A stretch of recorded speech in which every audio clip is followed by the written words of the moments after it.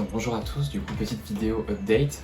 En gros cet été j'ai eu 2 pontes avec pas mal d'œufs. En tout au total j'ai eu 11 œufs. Donc je les ai incubés comme d'hab selon ma méthode que j'avais mis en vidéo là, que vous pouvez retrouver dans mes vidéos.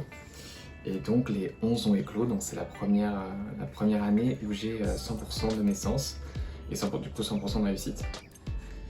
Donc là on a les 11 petits, donc il y en a certains qui restent encore très petits, comme elle. Donc là c'est l'une de mes plus petites. Donc après c'est normal, hein, il y en a toujours quelques-unes qui sont plus petites que les autres, d'autres plus grosses. Ça dépend de leur caractère et de leur organisme. C'est pas pour autant qu'elle se nourrit pas, elle se nourrit très bien. Et donc là par exemple on en a une qui s'est bien développée, qui est assez grosse. Hop. Donc comparé à la plus petite, on voit bien qu'il y a une petite différence quand même. Hein. Pourtant elles sont nées au même moment. Mais elle reste quand même très agile, très vive. Hop, hop.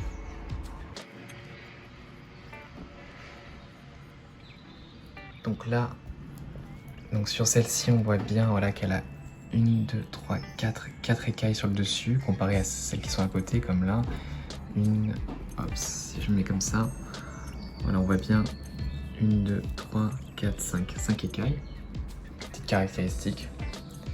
Et les formes sont assez variées, hein. Certaines sont plus rondes, d'autres plus ovales. On voit bien les caractéristiques des plus jeunes. Là.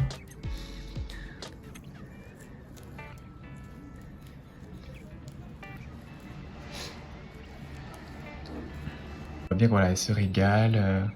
Franchement, elles sont assez vives. Ça, c'est notamment dû à la chaleur. Même si à l'intérieur il fait 25 degrés, là on est dehors, il doit faire peut-être exactement pareil. En plus, on est à l'ombre, donc on doit être dans les 26 degrés. Donc c'est une température idéale pour le développement. Il fait pas trop chaud, pas trop froid. Également, là, elles sont encore dans un terrarium à l'intérieur, donc parce qu'elles sont nées il y a quelques mois maintenant.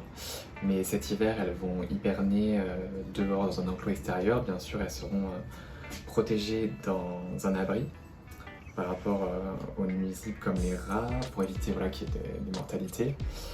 Et plus tard, elles évolueront dans un grand enclos extérieur. Donc pour l'instant, moi j'aime bien quand elles naissent les laisser dans un terrarium, le temps de pouvoir les surveiller. C'est vrai que c'est petit, c'est assez fragile. Encore une fois, il y a plusieurs écoles, certaines les mettent directement en extérieur. Moi je préfère les garder à l'intérieur en attendant quelques temps, mais ensuite elles finiront dehors. Et c'est le mieux pour elles, hein, même pour se nourrir de mauvaises herbes, pour avoir les certaines vitamines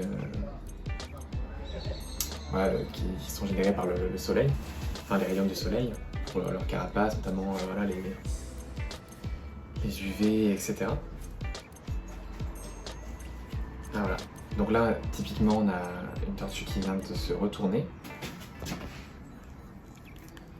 Et voilà, elle vient de se mettre debout.